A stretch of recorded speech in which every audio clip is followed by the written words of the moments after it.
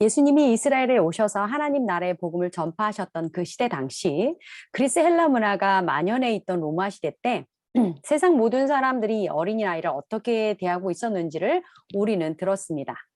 그렇다면 그러한 세상 속 중심에 살아가고 있던 유대인들은 어린이들을 어떻게 생각하고 있었을까요? 당시 유대인들은 예수님의 복음을 듣기 전 구약에 근거한 하나님의 율법을 중심으로 살아가고 있던 선민들이었는데 그들은 헬라 문화와 로마 시대 문화에 어떠한 영향을 받고 있지는 않았을까요? 먼저 유대인들의 문서들을 볼 때 유대인의 전통에서는 근본적으로 어린이에 대한 긍정적인 개념을 가지고 있었던 것을 볼 수 있습니다. 예를 들어 유대 경전 중에 하나인 메카비서를 보면 부모가 자녀를 사랑하는 정도가 얼마만큼인지를 어떻게 표현할 수 있으리요? 이런 부모의 자녀 사랑, 감탄의 글이 적혀 있는데요. 같은 시기에 쓰여진 랍비의 다른 전통의 글을 보면 예화와 글들이 있는데 한 예화 중에 한 랍비가 자신의 사랑하는 어린 아들을 따라서 입에 갈대를 물고 기어다니면서 노는 것을 보면서 이렇게 얘기했다고 합니다. 보시오, 사람이 자녀를 사랑하면 자신이 바보처럼 행동하게 된다고 해도 즐거워할 것이요. 이렇게 미드라시에 쓰여져 있다고 하는데요. 유대인들은 당연히 이 그리스 로마 시대의 사람들과는 다른 긍정적인 어린이 이미지를 가지고 있던 것이 보입니다. 구약 성경이 바로 그러한 긍정적인 어린이상을 가지게 하는 원천이라고 할 수 있겠죠. 자, 유대인들이 경전 넘버 원으로 삼았던 구약 성경에는 하나님이 어린이들을 어떠한 개념으로 보여주고 있고 표현하고 있는지 한번 알아보도록 하겠습니다. 첫째, 어린이는 하나님의 형상을 가진 자라고 기록되어 있습니다.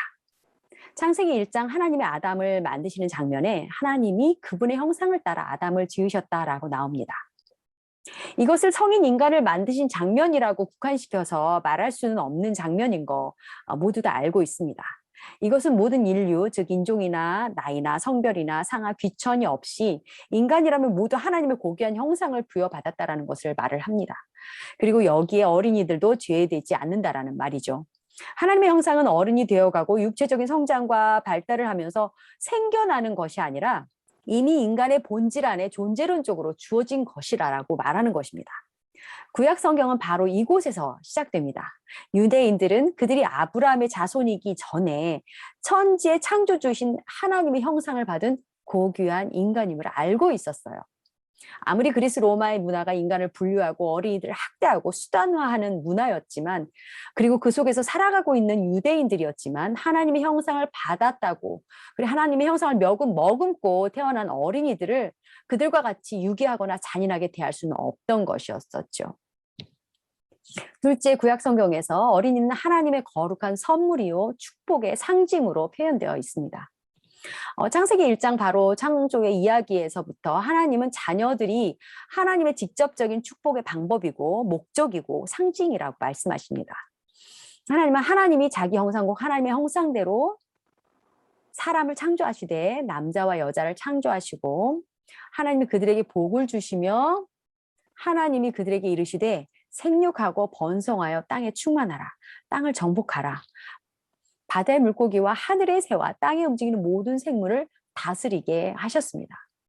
그리고 또한 창세기 12장에서는 아브라함을 축복하는 하나님이 아들을 준다고 약속을 하십니다.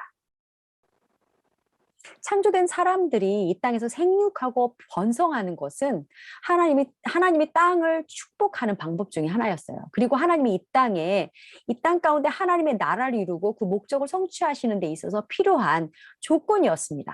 그래서 자녀를 낳아서 생육하고 번성하는 것은 하나님의 뜻이었고 하나님의 선물이고 축복의 과정의 일부였습니다. 그리고 이 땅의 모든 사람을 축복하는 채널로 사용하신 아브라함을 부르셨을 때 창세기 12장을 읽어보면 아브라함을 축복하시는 하나님이 아들을 준다고 약속을 하십니다. 시편 127편 3절 5절을 보면 보라 자식들은 여호와의 기업이요 태의 열매는 그의 상급이로다. 젊은 자의 자식은 장사의 수중의 화살 같으니 이것이 그의 화살통에 가득한 자는 복되도다. 그들이 성문에서 그들의 원수와談판할 때 수치를 당하지 아니하리로다 라고 쓰여져 있어요. 자녀가 선물이고 상급이고 이기게 하는 무기가 되고 자랑이 된다라고 말씀합니다. 시편 128편에서는 여호와를 경외하며 그의 길을 걷는 자마다 복이 있다고 말씀하면서 내가 내 손이 수고한 대로 먹을 것이라 내가 복되고 형통하리로다. 그러면서 내 집 안방에 있는 내 아내는 결실한 포도나무 같으며 내 식탁에 둘러앉은 자식들은 어린 감람나무 같으리로다. 여호와를 경외하는 자는 이같이 복을 얻으리로다. 여호와께서 시온에서 내게 복을 주실지어다. 너는 평생에 예루살렘의 번영을 보며 내 자식의 자식을 볼지어다 라면서 자녀가 축복의 상징임을 말해주고 있어요. 세 번째, 어린이는 대대로 거룩한 가족의 유업을 이 땅에서 이어갈 소망의 끈이라고 말씀하십니다. 창세기 48장 16절에서 야곱은 이렇게 기도합니다. 나를 모든 환난에서 건지신 여호와의 사자께서 이 아이들에게 복을 주시오며 이들로 내 이름과 내 조상 아브라함과 이삭의 이름으로 칭하게 하시며 이들이 세상에서 번식되게 하기를 원하나이다. 자식은 한 세대가 지나도 부모의 거룩한 괴보가 살아남아 이 땅을 거룩하게 만들어갈 유업이다라고 고백하며 그렇게 해달라고 야곱이 기도를 하고 있습니다. 자녀가 없었던 압살롬은 그 결여를 이렇게 표현했다고 합니다. 압살롬이 살았을 때에 자기를 위하여 한 비석을 마련하여 세웠으니 이는 그가 자기 이름을 전할 아들이 내게 없다고 말하였음이더라. 그러므로 자기 이름을 기념하여 그 비석에 이름을 붙였으며 그 비석이 왕의 골짜기에 있고 이제까지 그것을 압살롬의 기념비라 일컫더라. 그러니까 압살롬은 자식이 없었으니까 이 비석을 세운 거죠. 비석이라도 세웠던 거죠. 자녀를 낳지 못하는 불임은 비정상적이고 하나님은 내리는 벌과 저주로 받아들여졌습니다. 창세기 30장과 사무엘상 12장에 보면 야곱의 네 아내들 그리고 한나와 브닌나가 자식 낳는 것을 바로 이런 관점에서 보면서 서로 경쟁하는 처지까지 이르게 되죠. 자녀가 그렇게 대를 잇는 것이 중요하게 여겨져서 신명기 25장에서는 남편이 자녀 없이 죽으면 그 동생이 형의 자녀를 낳게 하는 율법이 있을 정도였습니다. 넷째, 어린이들은 하나님께서 그분의 영광을 위하여서 사용하실 도구라고 말하고 있습니다. 시편 8편을 보면 기자가 이렇게 얘기를 하고 있어요. 주의 대적으로 말미암아 어린 아이들과 젖먹이들의 입으로 권능을 세우심이며 이는 원수들과 보복자들을 잠잠하게 하려 하심이니이다 라고 말씀하십니다. 어린이들과 영아들의 찬양을 통해서 악한 원수를 상대로 싸울 수 있는 강한 요새를 세우신다고 말씀하십니다. 스트롱홀드를 세운다고 말씀하고 계세요. 그리고 그 요새는 적들의 입을 틀어막는다고 합니다. 그러니까 사일런스 시킨다라고 합니다. 할렐루야죠. 이렇게 구약 성경은 전반적으로 어린이 자녀의 존재 가치를 하나님의 생각으로부터 시작하게 됩니다.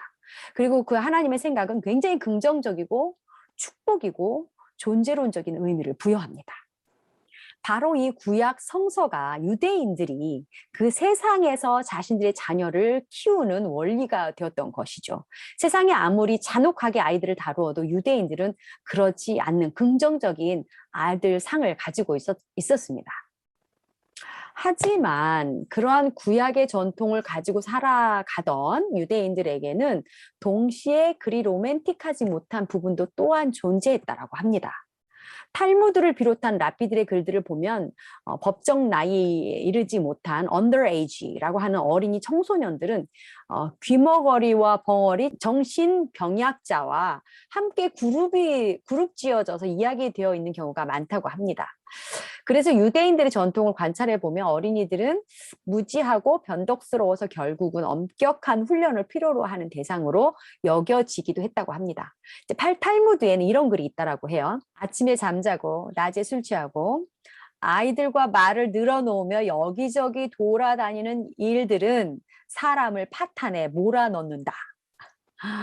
이런 말이 있다라는데요. 원어에서는 아이들과 일상 속에서 chattering, 그러니까 즉 채팅하고 담소하고 이야기하는 것을 말하는 단어인데요. 그렇게 하면 어른의 인생이 파탄한다라는 말인 거죠. 그러니까 어린이들하고 대화를 나누고 시간을 보내면서 뭔가를 하는 것에 대해서 부정적인 시선이 여기에 깔려 있는 거죠. 그러니까 이렇게 부정적인 면도 유대인들의 전통에는 있었던 것 같아요. 그리고 구약 성경을 보았을 때 어린이들에 대한 부정적인 개념이 깃들어 있는, 말로 명시는 되어져 있진 않지만 그 이야기 속에 깃들어져 있는 것들이 여기저기서 발견되는 것 같기도 합니다. 결론을 먼저 말하자면 구약의 이런 이야기들은 올바른 성경 해석이 있을 때 곡해하지 않고 어린이들에 대한 하나님의 진정한 생각을 읽을 수 있는 건데요. 유대인들은 그 구절들 속에서 단순히 곡해하고 있다는 것을 쉽게 알 수 있습니다. 먼저 열왕기하 2장 23절 24절을 보면 엘리사가 기적의 사역들을 하고 다닐 때 한 무리의 어린이들이 아주 못되게 행동을 합니다. 엘리사가 거기서 베델로 올라가더니 그가 길에서 올라갈 때 작은 아이들이 성읍에서 나와 조롱하여 그를 조롱하여 이르되 대머리여 올라가라 대머리여 올라가라 하는지라. 엘리사가 뒤로 돌이켜 그들을 보고 여호와의 이름으로 저주하매 곧 스풀에서 암, 곰 둘이 나와서 아이들 중에 42명을 찢었더라. 하나님의 종을 조롱하는 행동을 아이들이 여기서 하는데, 이것은 딱히 어린이들이기 때문에 그런 행동을 했을 수도 있지만 어른들 또한 그보다 더한 행동을 하는 경우도 구약에서 많이 엿볼 수 있지 않아요? 하지만 어린이조차 용서함 없이 곰의 저주를 행한 엘리사가 있어서 그래서일까요? 이사야 3장 4절에 보면 이스라엘이 여호와를 거역하고 하나님의 눈앞에서 범죄했을 때, 그래서 나라적으로 벌을 하실 때 쓰는 방법 중에 하나가 무정부 상태의 국가적인 혼란을 가져오는 건데요. 읽어보면 그가 또 소년들을 그들의 고관으로 삼으시며 아이들이 그들을 다스리게 하시리니 백성이 서로 학대하며 각기 이웃을 잔해하며 아이가 노인에게 비천한 자가 존귀한 자에게 교만할 것이며, 이렇게 기록하고 있어요. 이렇게 해서 그들의 멸망과 엎드러짐을 가져오게 한다고 경고하고 있는데, 여기에서 아이들이란 단어에 부정적인 이미지가 동반되어 있다는 것을 부인할 수 없죠. 그렇다고 해서 성장을 이어나가고 있는 어린이들을 그 나이의 미성숙이 전부라고 치부할 필요까지는 없다라고 우리는 볼 거예요. 하지만 유대인들은 자칫 그런 느낌을 버리진 않은 것 같아요. 성경의 뒤에서인 구약의 잠언의 말씀도 그런 어린이를 양육할 때 채찍에 훈육을 하라고 쓰여져 있습니다. 아이의 마음에는 미련한 것이 얽혔으나 징계하는 채찍이 이를 멀리 쫓아내리라. 이것을 읽었던 유대인들은 어떻게 해석을 했을까요? 여러분도 아시다시피 잠언은 욥기, 전도서, 아가서와 같이 특별한 문학적 요소를 담은 한 장르인데, 그래서 채찍질이란 말은 비유로 쓰여진 글이겠죠. 아이를 훈계하라는 말이겠죠. 엄격한 훈계가 있을 수는 있지만 아이를 어뷰즈할 정도로의 훈계를 말하는 거다라고는 생각하지 않습니다. 그런데 유대인들은 혹시 이 구약 성경에서 정도가 지나치는 엄격한 훈계를 하는 문화를 여기서부터 혹시 유리하게 한 건 아닌가 하는 생각을 해보았습니다. 결론적으로 말하면 유대인들은 긍정적인 동시에 부정적인 어린이관을 가짐으로 엄격한 자녀 양육에 대한 방법을 사용하게 됩니다. 로마 시대 속 유대인들을 연구한 주디스 건들리 볼프라는 분은 여전히 그리스 로마 문화 속에서 세상과 비교했을 때 유대인들이 그들과 분리된 어린이관을 가졌다라고 인식이 되어졌다라고 말하고 있어요. 그때 당시 유대인들은 동시대의 사람들과 다르게 아이들을 잔인하게 죽이거나 임신 중절을 하거나 신생아를 유기하는 일은 거부하였다. 유대인 아버지 또한 자신의 자녀들에게 사용하는 권력에 제한을 두었다라고 기록을 하고 있습니다. 어린이를 이해하고자 관찰 연구를 거듭하여 발달 이론을 발표한 근대 현대의 어린이 심리 사회학자나 교육 철학자들은 지난주 강의에서 제가 이제 언급하였다시피 대부분 기독교적 사상과 철학에서 그 연구를 했다고 했습니다. 그래서 그들의 이론들을 생각해보고 그 이론들이 적용될 때 나타나는 현상을 살펴보면 어린이들은 발달 과정이 있을 수밖에 없는 미성숙과 가능성, 긍정성과 부정성을 동시에 갖고 있다라고 말할 수 있습니다. 그래서 우리는 우리 나름대로 세상의 어린이 이해나 관점을 거부하고 수용하고 하기 전에 율법으로 완성으로 오신 예수님, 또 창조주가 주신 이 세상 이치의 모든 의도와 그 완성을 알고 계신 예수님이 어린이들을 어떻게 설명하고 계시고 어떻게 대하셨는지를 알아봐야 할 것 같아요. 그래서 먼저 예수님의 행적을 기록한 복음서를 보면 예수님이 어린이들을 그분의 가르침과 훈련의 한 부분으로 부르시고 사용하신 구절을 쉽게 기억할 수 있습니다. 공관 복음서에 나오는 이야기를 보면 당시 어른들과 제자들은 여느 유대인들과 다르지 않게 어린이들을 예수님의 천국 복음의 자리에 오는 것을 막고 있습니다. 어른들만 그 천국 복음을 이해할 수 있다라는 전제에 어린이들은 그 자리에 낄 자격이 없다고 대놓고 행동하는 어른들과 제자들의 이야기가 공관 복음에 기록되어 있는데요. 그때 예수님의 반응은 달랐죠. 그리고 그분이 가지신 아이들에 대한 아이디어는 유대인들의 생각에 새로운 파장을 일으킵니다. 첫 번째, 예수님은 마태복음 19장, 마가복음 10장, 누가복음 18장에 같은 종류의 이야기가 나오는데 어린이들을 막는 제자들을 꾸짖으시죠, 예수님이. 그리고 그 어린이들을 오히려 불러서 축복하시고 하나님의 나라가 저희 거다라고 말씀하십니다. 그리고 둘째, 더 나아가서 천국의 시민뿐 아니라 어린이들은 천국에 들어가는 자들의 모델이라고 말씀하십니다. 이것은 당시 유대인에게는 충격적인 발언이죠. 유대인의 문서 어디에서도 어린이가 어른의 모델이라고 언급된 부분은 전무하기 때문이에요. 오히려 어린이에게 견주어 말하는 것은 크게 모욕감을 주는 언사가 되는 문화였는데 예수님은 어린아이들이 하늘나라 복음에 대해서 열린 그 믿음의 수용 능력을 말하고 계시는 거였어요. 어린아이들처럼 하나님의 은혜에 온전히 의지해야만 받을 수 있는 하늘나라의 영생에 대해서 이야기하고 계신 거죠. 마태복음 18장에 보면 그때 제자들이 예수께 나와 이르되 천국에서는 누가 크니까 예수께서 한 어린아이를 불러 그들 가운데 세우시고 이르시되 진실로 너희에게 이르노니 너희가 돌이켜 어린아이들과 같이 되지 아니하면 결단코 천국에 들어가지 못하리라. 그러므로 누구든지 이 어린아이와 같이 자기를 낮추는 사람이 천국에서 큰 자니라. 또 누구든지 내 이름으로 이런 어린 아이 하나를 영접하면 곧 나를 영접함이니 누구든지 나를 믿는 이 작은 자 중 하나를 실족하게 하면 차라리 연자 맷돌이 그 목에 달려서 깊은 바다에 빠뜨려지는 것이 나으니라. 이번에는 제자들이 예수님께 질문을 하죠. 하늘나라의 문화에 대해서입니다. 누가 하늘나라에서 큰 자냐고 묻고 있어요. 그때 예수님이 이 어린아이들처럼 겸손해야 한다고 말씀하시죠. 예수님이 아이들을 보는 견해에는 그들이 겸손하다는 겁니다. 예수님은 그 겸손한 어린이들 편이라고 말씀하시는 거예요. 그리고 하늘나라에서는 찐 주류가 바로 이렇게 어린이들처럼 겸손한 자들이라고 가르치고 계시는 겁니다. 마지막으로 누가복음 9장 46절에 48절을 보면 예수님은 어린아이를 영접하는 것은 곧 자신을 영접하는 것과 같다고 말씀하십니다. 그래서 그들을 건드리는 것은 예수님을 건드리는 것이고 그들을 섬기는 것은 예수님을 섬기는 제자의 가장 큰 덕목, 위대함을 보여주는 증거라고 말씀하시는 겁니다. 그래서 신약 복음서에 나타난 예수님의 어린이 이미지는 굉장히 긍정적입니다. 그럼 나머지 신약의 서신서들이 담고 있는 어린이들에 대한 이미지는 어떨까요? 신약의 나머지 대부분을 이루는 서신서들을 한번 살펴보도록 하겠습니다.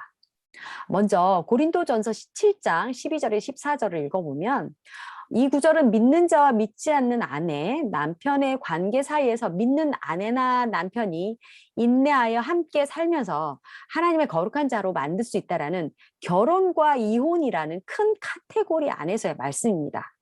그런데 이 안에서 남편과 아내는 물론 믿는 그들의 자녀가 거룩해진다라고 하는 말씀이 있어요. 바울은 어린이들이 부모의 믿음 가운데 거룩한 자가 될 수 있다라고 말합니다.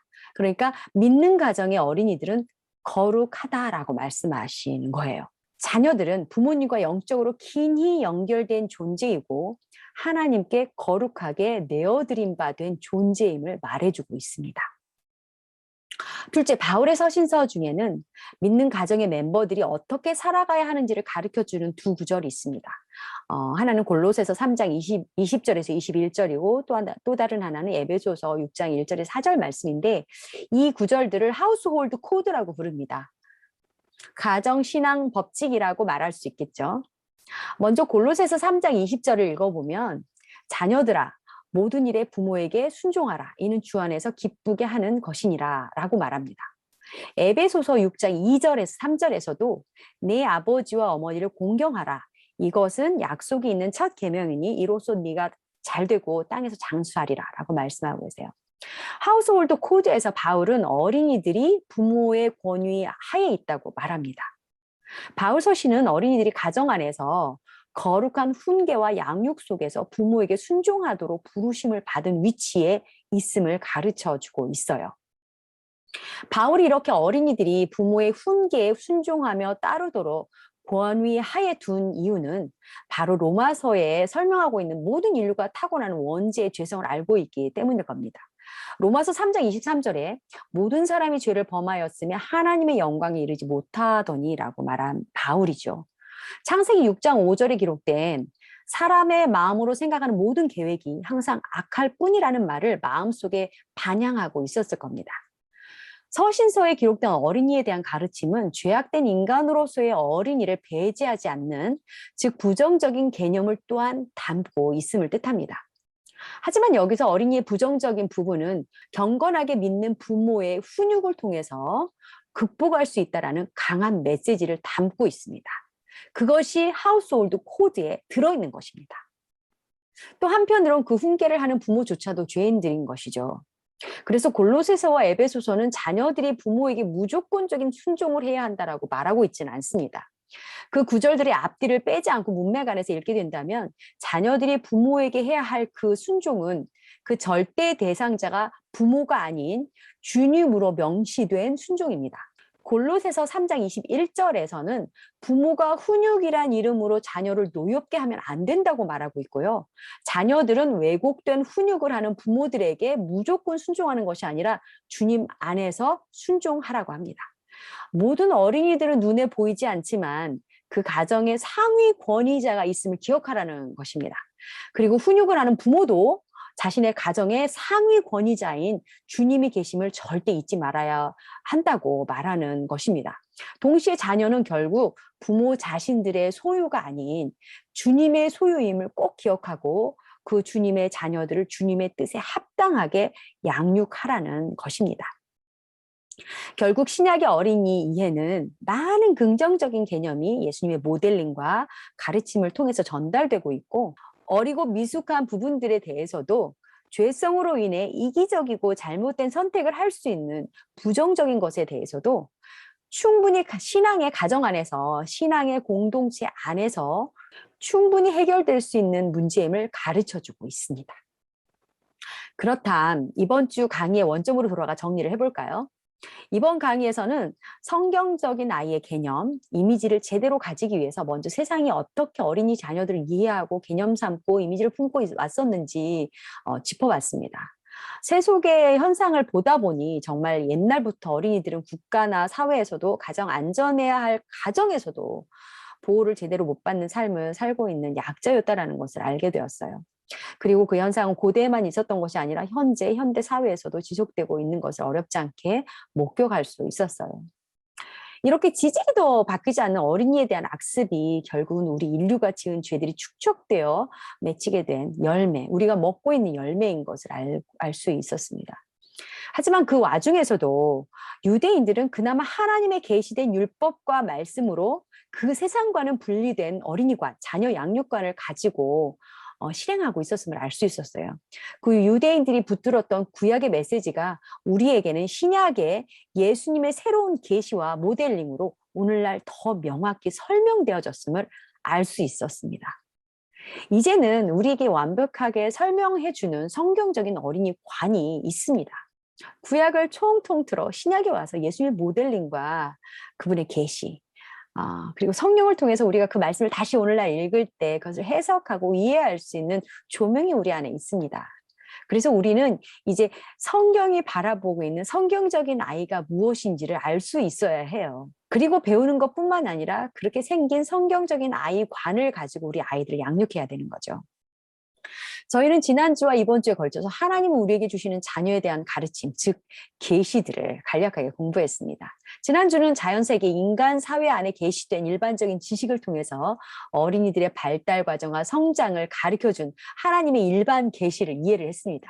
그리고 이번 주는 그런 성장 과정을 거치는 어린이들이 미처 어른의 단계에 이르기 전에 여전히 주님은 그 아이들을 어떻게 바라보셨고 무엇이 그들에게 필요한지를 가르쳐 주시는 것에 대해서 말씀을 통해서, 신약을 통해서 보았습니다. 그런데 이 두 가지 계시와 지식들을 우리가 종합해 볼 때 우리 아이들은 동전의 양면과 같은 모습을 보유하고 있는 것을 보게 됩니다. 첫 번째, 우리 자녀들은 하나님의 형상을 가진 고귀한 존재입니다. 어른들과 같은 수준의 이성적인 능력이나 기술을 소유하기 이전에도 눈에 보이는 큰 공헌을 하지 않더라도 그들은 그들 자체만으로도 존재론적 가치를 충분히 가지고 있습니다. 왜냐하면 천지의 주제이신 우리 하나님의 형상을 지닌 자녀이기 때문이죠. 하지만 동시에 어린이들은 계속 성장해야 하는 단계에 있는 인간입니다. 신체적, 정서적, 사회적으로 발달, 성장하도록 지음을 받은 인간입니다. 하나님이 사람이 그렇게 살아가도록 만드셨어요. 그래서 영아기, 유아기, 어린 청소년기를 거치고 청년의 나이를 거쳐 자라는 동안 그들이 스스로 무언가를 할 수 있기 전까지 그 수많은 성장의 해를 보호받고 공급받아 성장해야 하는 인간입니다.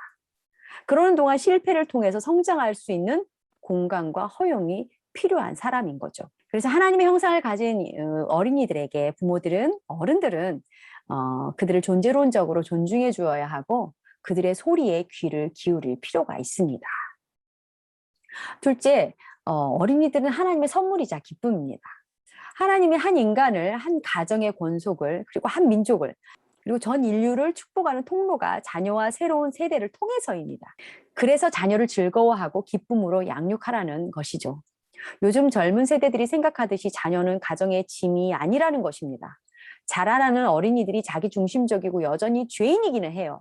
하지만 자기 중심적인 성향은 유아기 때 집중적으로 드러나는 발달 과정 중에 하나이고 부모가 그들을 주님의 인도함 가운데 거룩한 행실로 인도하면 되는 것입니다. 그렇다면 이기적이고 자기 중심적인 패턴도 한때 있다가 사라지는 것이 된다는 것입니다. 하지만 부모가 이기적이라면 유아의 자기 중심적인 성향은 성품이 되어버리겠죠. 그러므로 경건한 부모가 먼저 되어야 한다는 겁니다. 부모가 먼저 주님과 성령님과 동행함 가운데 살아가면서 모델링하면서 아이들이 그 자기 중심적이고 이기적인 죄성 가운데서 거룩해 될 수 있도록 영향을 주어야 한다는 것입니다. 세 번째, 어린이들은 예수님의 가르침 가운데 신앙의 모델과 계시의 재료로 사용되었습니다. 그것은 어린이들이 가진 복음의 수용성, 은혜를 의지하는 의존성, 그리고 그들의 겸손함 때문입니다. 하지만 동시에 그 단순함이 일차원적이고 직관적이기 때문에 수많은 시행착오 속에서 신앙을 삶에 적용하는 법을 배워나가야 하기도 합니다. 이 세상이 호락호락하지 않기 때문이죠. 하지만 예수님은 하늘나라에 들어가기 위해서는 좀 더 어른들이 어린이의 그러한 태도를 배우고 따라야 할 필요가 있다라고 말씀하셨습니다. 즉, 어린이만 어른에게 배우고 자라는 것이 아니라 어른 또한 어린이에게 영적인 태도를 배우고 자라서 하나님 나라의 백성으로 함께 살아가야 한다는 것입니다. 19세기 종교개혁을 일으킨 마틴 루터는 어른들에게 이렇게 말했다고 합니다. 어른들은 무엇을 위해 존재합니까? 어린아이들을 돌보고 가르치고 성장하도록 하기 위한 것 외에 무엇이 더 있나요? 여러분, 우리 부모들은 오늘 무엇을 위해 존재하고 있나요? 우리에게 주신 자녀의 선물을 잘 돌보고 가르치고 성장하도록 하는 부르심 가운데 서 있지 않겠어요?